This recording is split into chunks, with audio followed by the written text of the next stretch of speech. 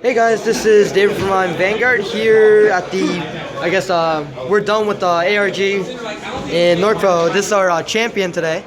He won with OTTs, which is pretty amazing. So, did you have any hard matchups throughout the whole day? I'm playing the newer Perfect Guards. I had a really tough game against the Cross, and I also lost out to Messiahs, which has really done a number on this. Well, you made it on top though. That's pretty amazing. I did make it to top cut. I made it to top cut at 3 and 2 because everybody I lost to did well. Wow, really? I made 3-2 also. The people that I managed to beat were still doing pretty well too. But hey, you wanna explain the deck that you used today? Okay, so I was playing Oracle Think Tank. This is Susanoo Sakuya. Oh, so you're using the one from the trial deck? Yeah. Wow, that's can you explain what it does? Because there's a lot of new players that came in and they don't know what the older ones do. Okay, so she's a 10k base. Her skill is when she's placed from your hand on Vanguard, you return all your rear guards to your hand. And if the number of cards in your hand is 4 or more, she gets 14,000. Wow. 14,000 attacker on my turn. And she's a 10k, so you can get into Madhu. I do use Madhu. It's an easy +1 since I don't have an on-stride skill. I like Sakuya over Coco because when I was playing Coco, I had to decide at the start of the game whether I wanted to eat early damage or block early. And with Coco, I wasn't able to use the 10Ks and the 8Ks I was already running. Right. And whereas with Sakuya, I can still block all the attacks early with 10 shields and still decide on my Vanguard at the last minute if I have to.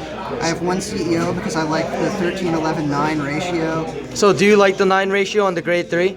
I do. Is it because of the stride enable? Do you like it for? I really don't care. I like being able to stride. I don't care for a lot of their grade 1s. I'm just playing one stride enabler to keep striding. But yeah, it's relevant because I can stride more often if I am on Susanoo. I also like CEO because I think she's another great ride if I went first along with Sakuya. She's a 14 attacker too. Definitely. And it helps punish people who try and stay on 9Ks or people who are going to grade lock themselves for a turn. And then how's your grade 2 lineup? Grade 2s, I've got 4 silent. Obviously, right? He's very important to the deck. I have 4 10Ks, Battle Sister Tart. Oh, do you run this because of the grade 2 game that everyone's doing right now? Yeah, I think she's really good. It's really common right now to see someone call out a solo 9K and attack, and that's just one less attack that I have to block or worry about. And then I have 3 of this guy, Kuroi Kazuchi on boost, counterblast, draw 1. He's not great, but there's not a lot else to run right now. I mean, you also get a +1, and then you don't use your counterblast anyways. Yeah, that's true. If I'm on Sakuya, then that helps eat up the counterblast I'm not spending elsewhere. And then your grade 1 lineup actually looks pretty simple to me. Yeah, I like having 8K grade 1. Wow. So straight vanilla game. Yeah, it's great to ride. It's easy to block. Tom wants a lot of 8Ks. It's really good if I've got a Tom in hand. I'm never that far away from drawing another 8K to put behind him. And then obviously you run 4 of the new Perfect Guards. Yeah. How did you like that over the older ones? Did you like that better because of the fact that you can unflip? It's very relevant to me if I'm on Susanoo or I'm using Takumi Kazuchi. I want to be able to unflip a lot. There's not a lot of options for it in Oracle Think Tank. And I realized today when I lost to the Cross, that can be a difficult matchup when you can't protect your guards.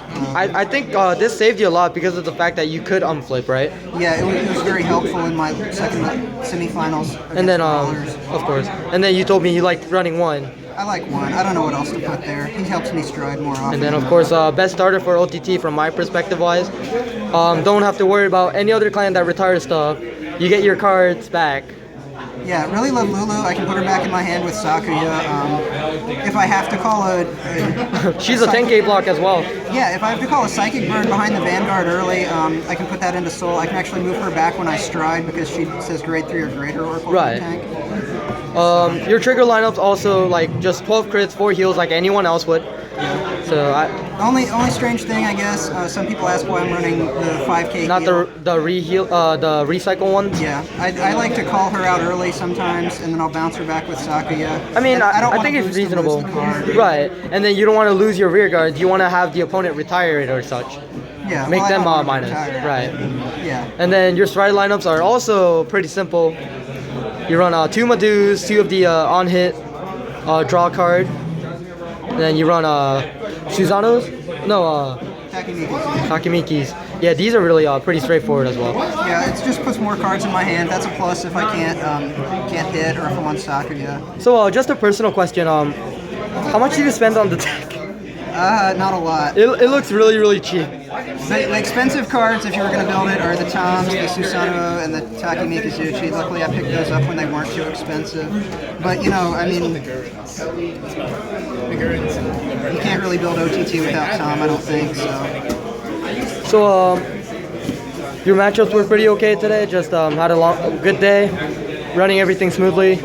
Everything went pretty well. Like I said, I had a couple games where I just couldn't get anything going, but after top cut, I felt like I was feeling pretty good. I had gotten a good groove. I didn't have to face the same bad matchups I had earlier. You got a message for your viewers about your deck, or just anything about yourself, self-advertisement, blah, blah, blah, blah?